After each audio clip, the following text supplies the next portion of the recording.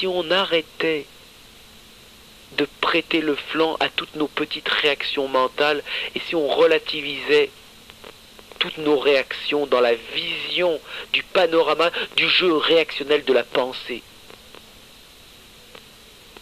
Si on commençait par cette alerte à la vision alerte. Je ne m'empresse pas de donner des réponses. J'ai la joie de rappeler en amont de toute réponse, parce que des réponses, en ce moment, si on veut des réponses, allons à Beaubourg, allons dans les bibliothèques, regardons tous les journaux et regardons les vidéos, écoutons la radio. Ce bonhomme-là, en ce moment, qui vous parle, ou qui parle là, pourquoi parle-t-il? Tout simplement pour rappeler à la question et à notre responsabilité. Et d'ores et déjà intervenir. Bon, là, les standards sont tous les deux occupés, mais tout de suite après, vous pourrez le faire au 45 77 19 99. Nous avons une auditrice. Nad. Oui, bonsoir. Bonsoir. Bonsoir. J'avoue que jusqu'à présent, je n'avais pas entendu Sonariste sur l'antenne parce que j'avais d'autres occupations à l'époque, donc je ne pouvais pas l'entendre. Ne me branchez pas. Ce soir, je l'entends réellement et je le découvre, au même titre que toutes les personnes qui ont parlé. Et j'avoue que je suis très troublée parce que lorsque l'animateur a mis 3 jolies pauses musicales, uniquement sans texte, simplement de la musique, je composais sans cesse le numéro pour parler avec vous, et puis votre ami iranien est intervenu et a dit en quelques mots ce que j'aurais souhaité apporter. Puis ensuite, vous avez repris la parole après les questions, si j'ai bien compris, de Michel, qui est dans les studios avec vous. Et là,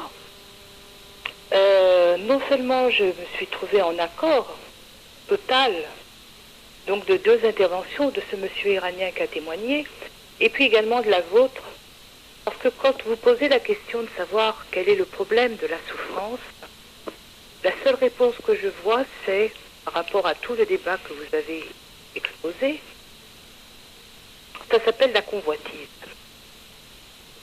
Pour moi, la souffrance, c'est la convoitise. C'est-à-dire que le jour où vous parlez beaucoup du mental, et à la fin de mon intervention, j'aurai une ultime question à vous poser, parce que vous me faites penser à quelqu'un que j'ai connu il y a plusieurs années de ça, et ce discours ne m'est pas inconnu.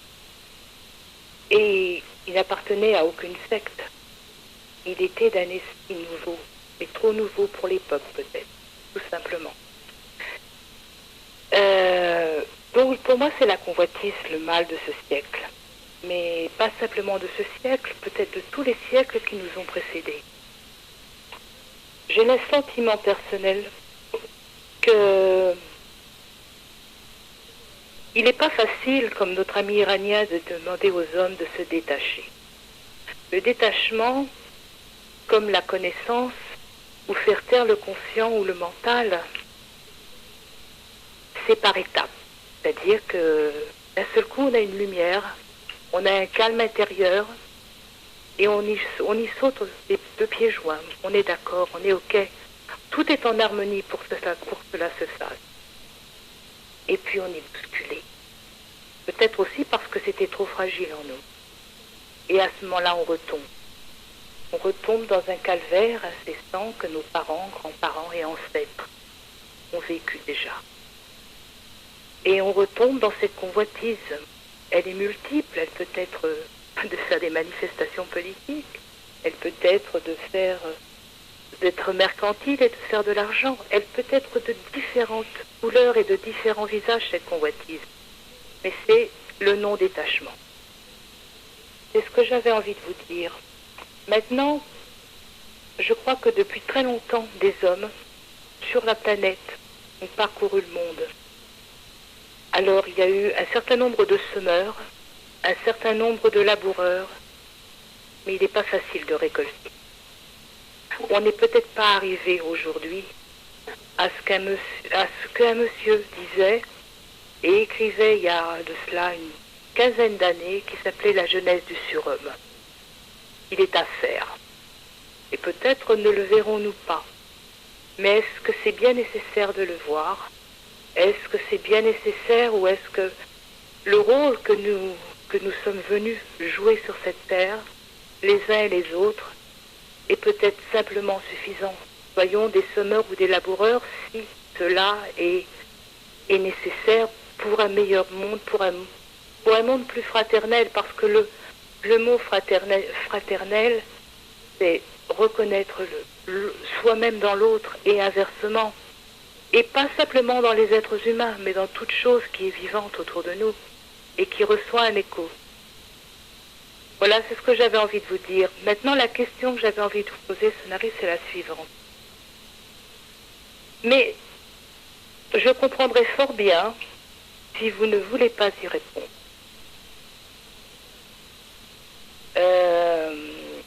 Si avez-vous fait la connaissance?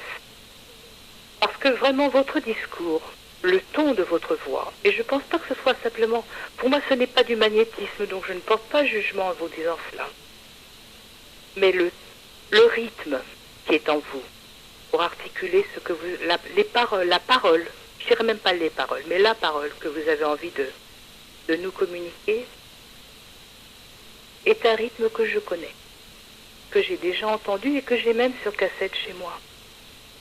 Je ne pense pas que vous soyez cette personne en question.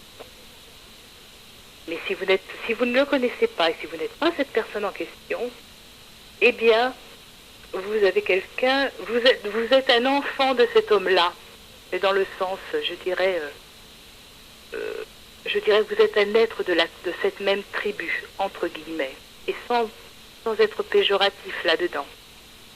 Cet homme s'appelait Saprem. Et il avait fait son chemin, l'avait amené auprès d'une femme que l'on appelait Mira et que quotidiennement on appelait la mère. Et il vivait en Inde et recueillait tous les propos de cette femme merveilleuse. Voilà. Et pour vous dire à quel point j'étais à cette époque-là en harmonie avec eux, je vais vous dire quelque chose. Voilà ce que Aurobindo écrivait il y a bien des années. J'ai enfermé le vaste monde en mon plus vaste moi. Espace et temps sont vision de mon esprit. Je suis Dieu et démon, enchanteur et fantôme. Je suis le vent rapide et l'étoile éclatante. Toute nature est comme un nourrisson confié à mes soins. Je suis son combat et repos éternel.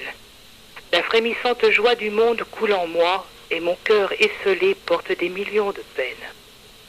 J'ai appris l'étroite identification à tout, sans me sentir lié à rien de ce que je deviens. Portant en moi l'appel de l'univers, je monte à ma demeure impérissable. Avec des ailes sans mesure, je dépasse le temps et la vie, tout en ne faisant qu'un avec les choses nées et non nées. Et un petit peu plus loin, il parlait de libération en ces termes. J'ai rejeté de moi la ronde tournoyante du mental et me tiens libre désormais dans le silence de l'esprit. Au-delà de l'humain, sans le temps, sans la mort, je suis le centre de ma propre éternité. Je me suis échappé, le petit moi n'est plus. Je suis seul, immortel, ineffable, sorti du monde que j'avais créé. Me voici devenu sans mesure et sans nom. Mon esprit se recueille en une lumière infinie. Mon cœur, lieu de délices et de paix solitaire, mes sens libres d'une son, de la vue, du toucher, mon corps un point en d'infinie blancheur. Je suis de l'être immobile, seule joie, je ne suis rien, moi qui suis tout. Voilà. Vous savez, je crois que le temps ne nous appartient pas et qu'il n'est pas grave de ne pas récolter. L'important, c'est de savoir se reconnaître. Voilà, je vous embrasse, je vous souhaite une très bonne soirée, de très bonnes fêtes, dans le sens de la fête qui ne met pas nécessairement des boules de Noël au sapin, mais qui allume les lumières essentielles dans les êtres humains. Voilà, bonne soirée. Salut.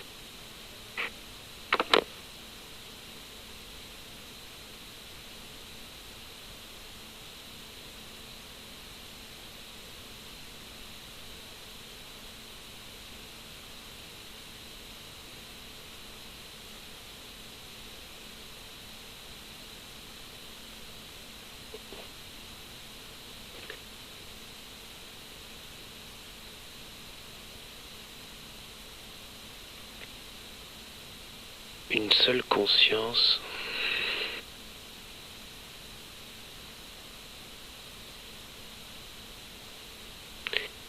qui prend des milliards de visages. Une seule science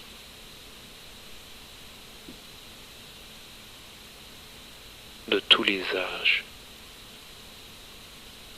le dévoilement de l'être.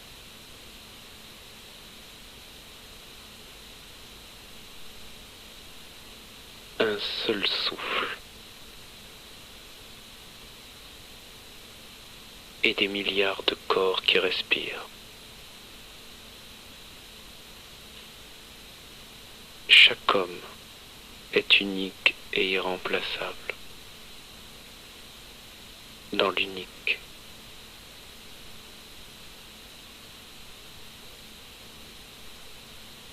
Une seule conscience qui s'auto-révèle. Une seule conscience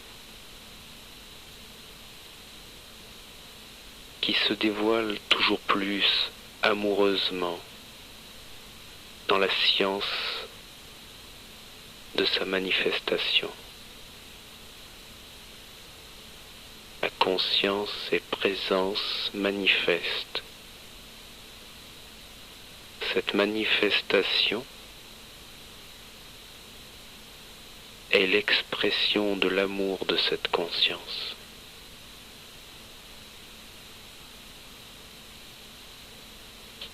L'homme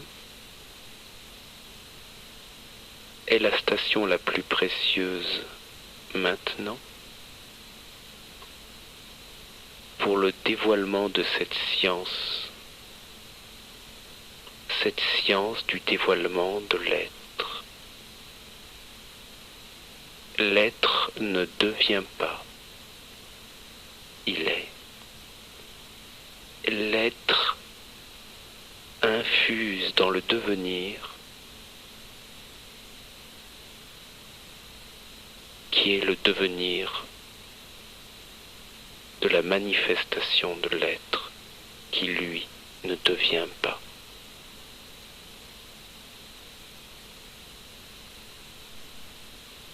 Une seule conscience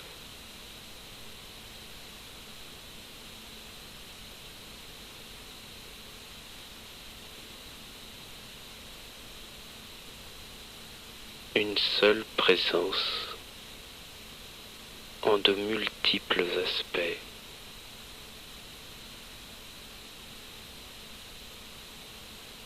L'homme n'est-il pas le lieu